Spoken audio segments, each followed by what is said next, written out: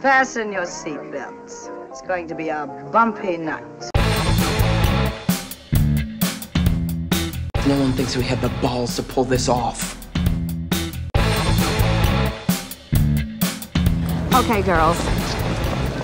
Let's go get them. Welcome to Girls on Film with the BFI at Home. I'm Anna Smith, and today I'll be talking to two female directors about their first features. Both films explore isolation, longing and self-acceptance in very different eras and genres. We'll hear from Claire Oakley, whose film, Makeup, is a coming-of-age story mixing mystery and body horror with contemporary realism. First, I talked to theatre director Jessica Swale, whose film debut is an engaging period drama called Summerland, and to the star of the film, Gemma Arterton. She plays Alice, a reclusive writer living in World War II era England and remembering her love affair with Vera, played by Gugu Mbatha-Raw. Alice reluctantly takes in a child evacuee, Frank, played by Lucas Bond. And the film also features star turns by Tom Courtenay as the local head teacher and Penelope Wilton as the older Alice. I asked Gemma what she loved about her forthright character. Well, her absolute commitment to her work, her also commitment to being who she is and not apologising ever for that. I sort of admired that because I'm so apologetic all the time and it annoys me. I wish that I could do the things that Alice does and not feel bad about them afterwards. And yet, having said that, you know, all of these behavioural traits and characteristics, they're there because there's something underneath there. There's deep loneliness and sadness and heartache. So Jessica, we see at the beginning of the film that Alice hates children. We find out more about her complicated relationship with kids as the film develops. Did you feel strongly about having a character who isn't inherently very maternal? I don't think she so much hates children as she's just got such a sense of focus that anybody that gets in her way, she is willing to push them to the side. And I think there's something quite admirable and some quite fun about the fact that, you know, for me, writing a heroine who didn't have all of the conventional likeable characteristics of what we expect from women was such a joy and an antidote, and yet still to make sure that she's somehow winning. I feel like we're often seeing guys on screen and they are really cantankerous or moody or difficult, and we love them anyway, but somehow that's much more difficult for a woman to pull off because they get judged more harshly. Gemma, you also starred in Vita and Virginia, of course. What do you think that LGBT love stories set in different times can bring to modern audiences? Well, the fact that there were those love stories happening back then, but they probably weren't being spoken about or shown. But also just that love is timeless. It's always been there and always will. And I think what I love about Summerland is that it does go through the ages as well. And you see their love prevail even into old age. Would you think it was strange if a woman loved another woman? No.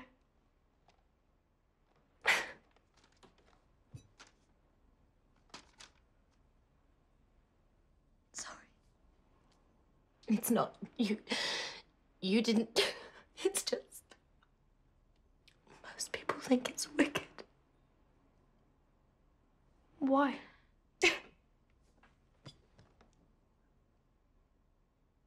I don't know.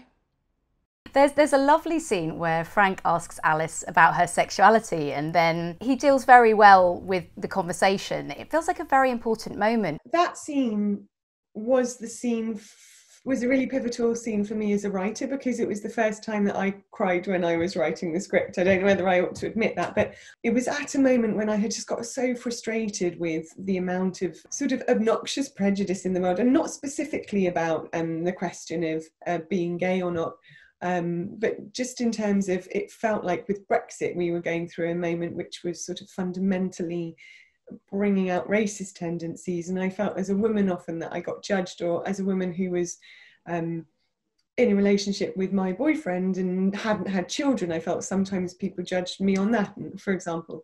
And so that scene represents not just Alice's experience as a gay woman, but something much more fundamental, which is, you know, the fact that actually if we all think a little bit more simply, if we all think more like children, if we take away all of the prejudices that life layers on us, and we get back to the basic question, which is, as it's put to him when she says, you know, do you think it's wrong for a woman to love another woman? Do you think it's wrong for one person to care deeply about another person?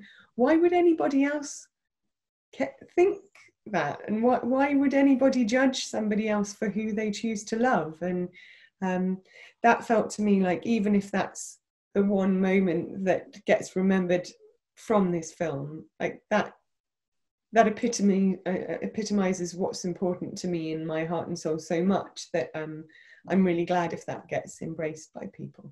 It's so moving, that scene, because Alice has spent her whole life hiding, actually, and for this little boy to just accept her for who she is overwhelming. And it's not just her sexuality, it's everything. It's what she stands for. I mean, she's totally picked on by the society she lives in. Even the children, they terrorize her house, and she's aware of all of that. And so for this small boy to just accept her, it's very, very moving. Jessica, this period film features several people of colour, and their race isn't referred to at all. Can you talk to me about the casting process and the thought process behind that?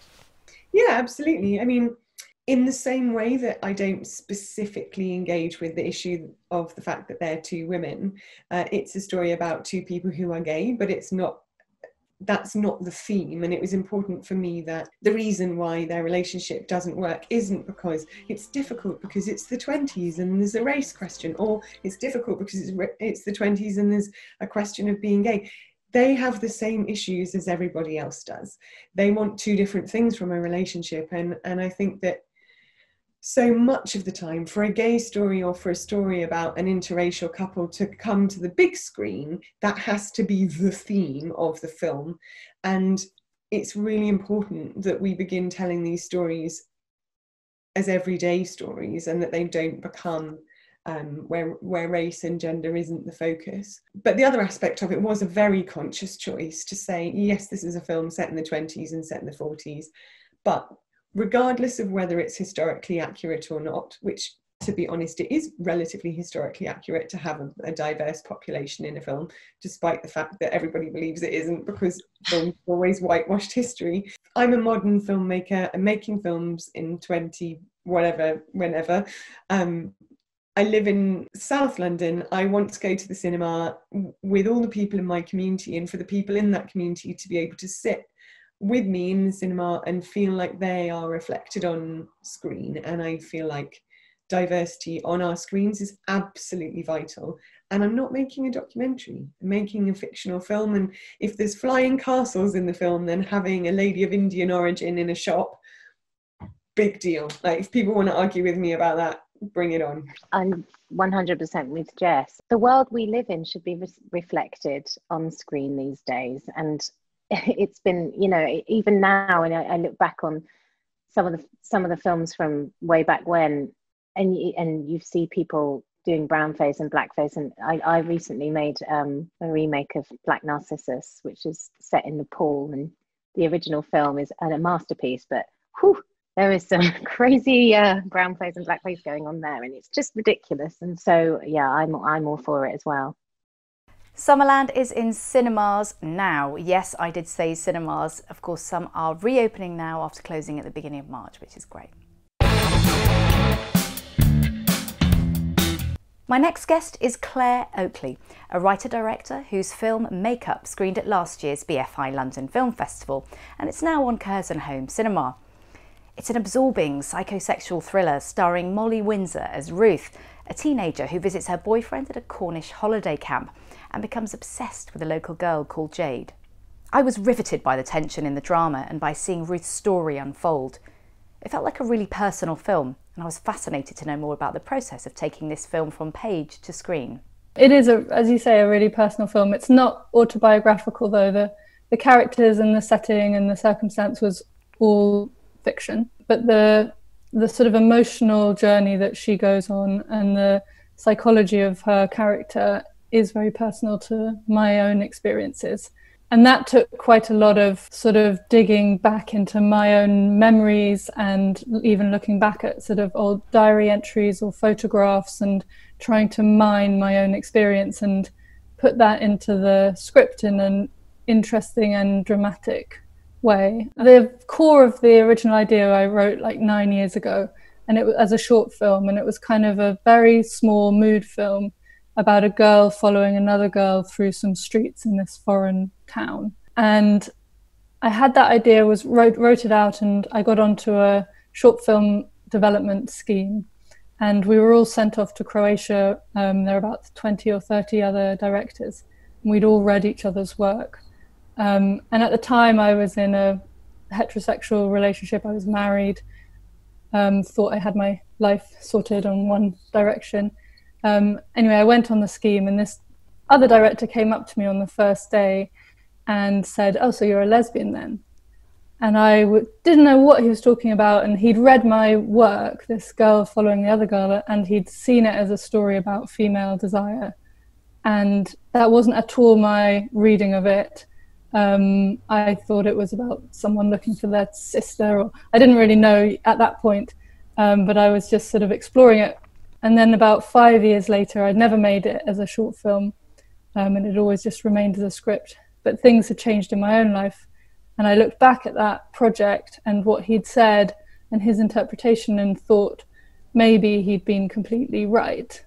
And I had somehow unconsciously written something about my own desires without realizing it, long before it became a conscious thing in my life. And now I'm married to a woman, so things have changed. And I went back to that project and sort of started developing it, looking at themes of repression, the tricks that your mind can play on you, the ways in which you can be scared of your own desires. And so then it sort of morphed and became makeup. How long you staying? Dunno. Your parents know you're here. You don't want no trouble. Do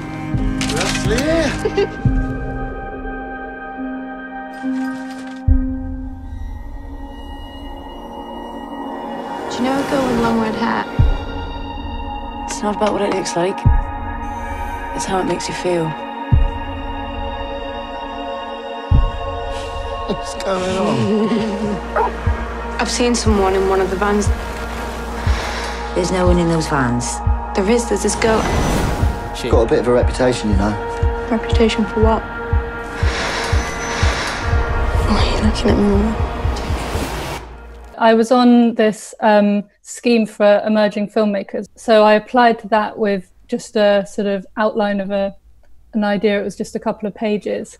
And then by the end of the following year, I had a shooting script. I think the main thing I had to do was kind of hold on to the core of the idea, because it's very easy when you're writing that quickly and when you've got lots of voices and people sort of giving you notes, to kind of let the project drift into a place which you don't even recognize what it is that you're writing anymore, or it becomes something that you don't feel is true to the original idea. So that was I think the main challenge, was just to hold on.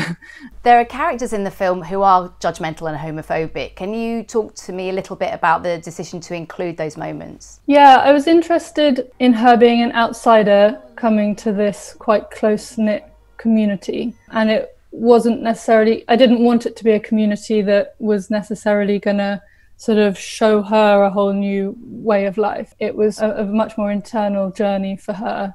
And in trying to describe that very interior journey, I had to find ways to externalize it, to dramatize it, to visualize it. So some of the challenges that she meets on her journey had to sort of be real, rather than just her own paranoia or her internalized homophobia. Now, a lot of dramas featuring, queer storylines are just that, dramas. What made you want to blend so many different genres in this very bold film?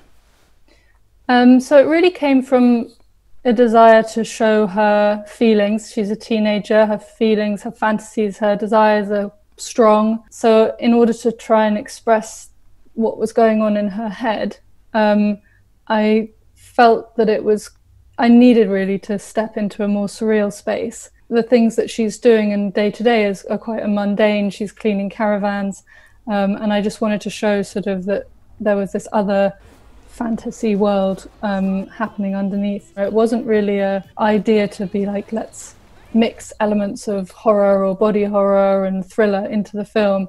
It more came from the character and trying to express what she was feeling. There were some very interesting aspects of conversation with Shirley, the character of Shirley, played by Lisa Palfrey, who provides a much needed comedy in this kind of surreal sense. Could you speak a bit about that relationship between the two of them? Yeah, she's one of my favourite characters, and Lisa plays her so well. When we were recceing for caravan parks, my producer Emily Morgan and I visited every single caravan park in Cornwall, Devon and Dorset that was on the coast. So there's a lot of parks, and I met a lot of caravan park owners through those explorations. So I think I sort of was picking the sort of most eccentric parts of all of these people I met and kind of filtering them into Shirley's character. But yeah, I wanted her to be somewhat challenging to Ruth, but also potentially a sort of mother figure. But, you know, the whole film is about sort of the shifting sands and things not quite being what they seem. So I think with Shirley, it was important to have her feel like she was trying to sort of look after Ruth, but at the same time really, really isn't. Thanks to Claire, Gemma and Jessica. You can hear a longer version of these interviews by subscribing to Girls on Film. It's on all major podcast platforms and the link is below the screen. Thanks also to the BFI for partnering with us on this episode. During lockdown, the BFI have been working harder than ever to bring films into your homes. You can support them by donating £5. Please text BFI at home to 70085. Text costs £5 plus one standard rate message. Thanks for your support. We'll be back with a new episode of Girls on Film soon. See you then.